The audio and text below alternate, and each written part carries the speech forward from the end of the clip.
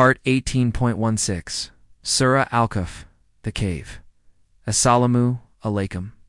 Welcome back to Sufi Essence with Hammad Syed. We continue our profound journey through the majestic Surah Al-Kahf, a chapter that masterfully intertwines profound narratives with universal truths. We have just witnessed the culmination of the trial of knowledge, where Al-Qadir revealed the hidden wisdom behind his seemingly unjust actions. The verses we will explore today transition from this profound lesson to the fourth and final narrative of the surah, the story of Dhul-Qarnayn, a righteous king who traveled the earth. This part of the surah is a beautiful and powerful lesson on leadership, justice, and the transient nature of worldly power. It is a moment for deep reflection, urging us to understand that true authority is not about conquest or control, but about spreading justice and serving Allah's will on earth. Hadith. The Prophet, Muhammad peace be upon him, taught, as narrated by Abu Hurairah. The Prophet peace be upon him said, "A leader is a shield. People fight behind him and are protected by him. If he commands with the fear of Allah, he will be rewarded for it. If he commands with anything else, he will be held accountable for it." This is a simplified version of a hadith from Sahih Muslim. Hadith 1841. This profound hadith perfectly encapsulates the immense responsibility of leadership, a theme that is at the heart of the verses we are about to explore. Kanz al-Aman, Quran, Al-Kahf, the Cave, 18 to 81, 85. "And we will leave some of them to surge against others on that day, and the trumpet will be blown, so we shall gather them all together. And we will present hell on that day, made manifest for the disbelievers. Those whose eyes were covered from my remembrance, and they were unable to hear. Do they then think, those who disbelieved, that they can take my servants as protectors besides me? Indeed, we have prepared hell as a place of lodging for the disbelievers. Say, shall we inform you of the greatest losers in deeds? Those whose effort is wasted in the worldly life, while they thought that they were doing good. Those are the ones who disbelieved in the verses of their Lord and in meeting him. So their deeds have been wasted, and we will not set up for them any weight on the day of resurrection." Before the narrative of Dhul-Qarnayn begins, the Quran provides a powerful and sobering interlude that serves as a transition from the story of Moses and Al-Qadir. This interlude directly connects the preceding lessons to the ultimate reality of the Day of Judgment. The first verse, 18 to 81, serves as a profound warning, and "We will leave some of them to surge against others on that day, and the trumpet will be blown, so we shall gather them all together."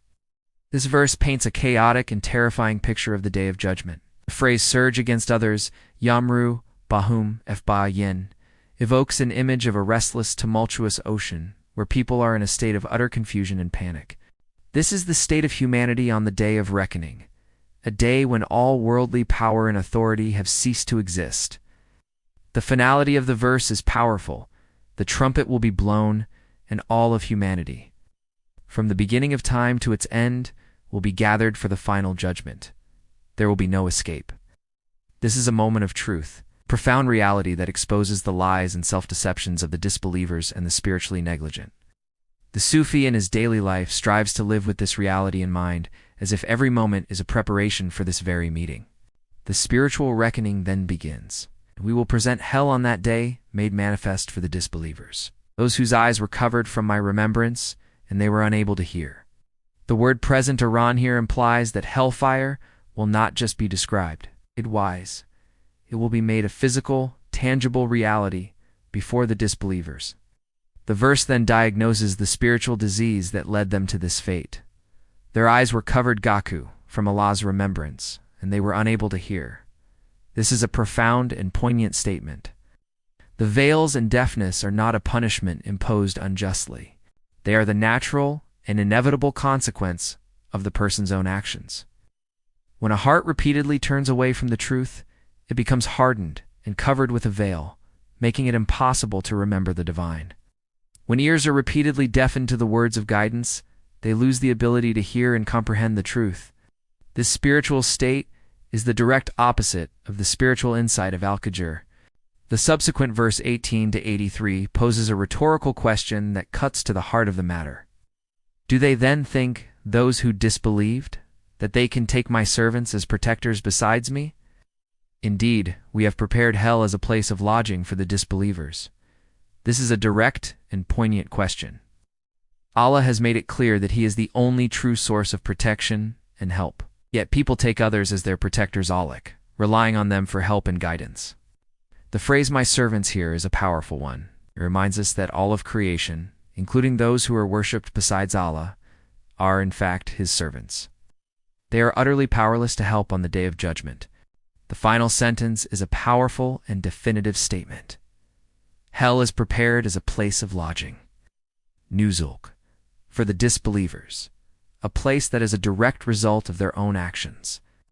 The word lodging here is a chilling and ironic choice, implying that this is a place they have earned for themselves. The surah then introduces a final, powerful concept, the greatest losers.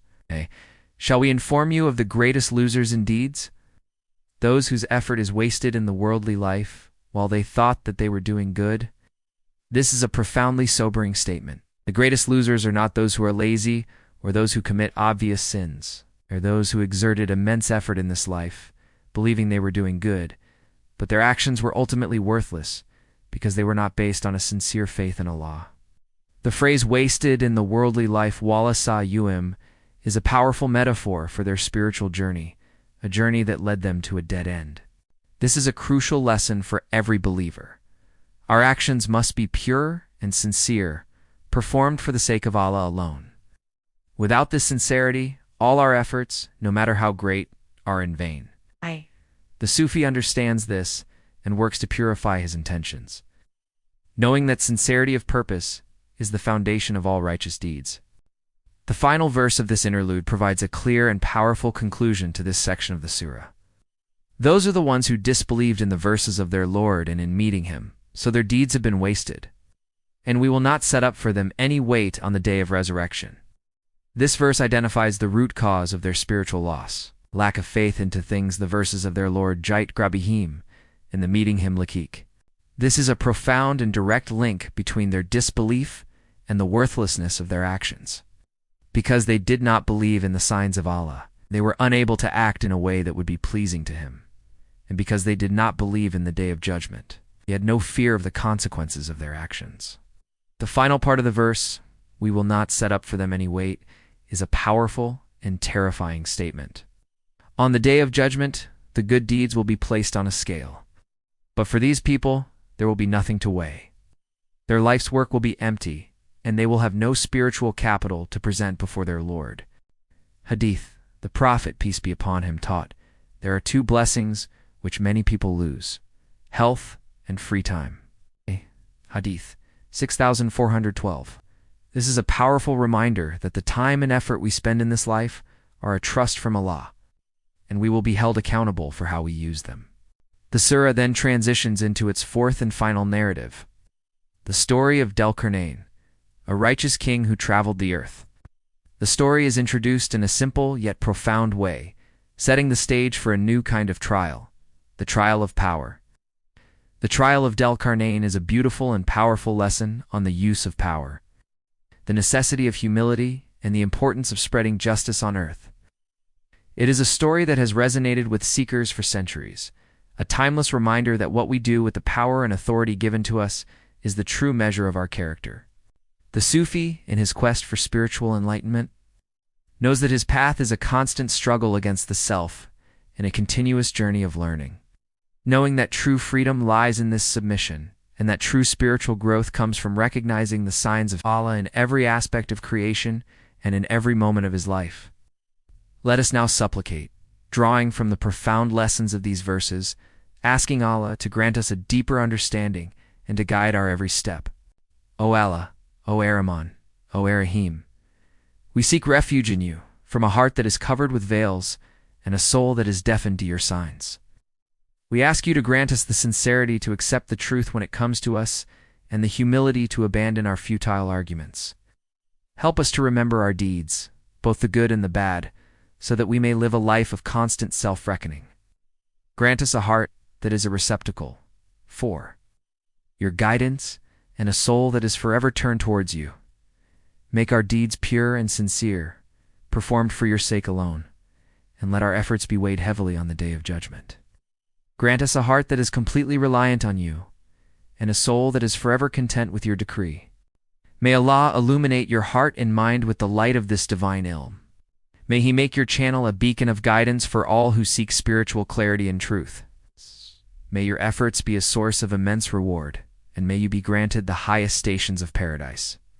May the peace and blessings of Allah always be upon you and your loved ones. He grant you unwavering steadfastness on the path of truth, and may your work be a testament to His magnificent names, Ar-Rahman and Ar-Rahim.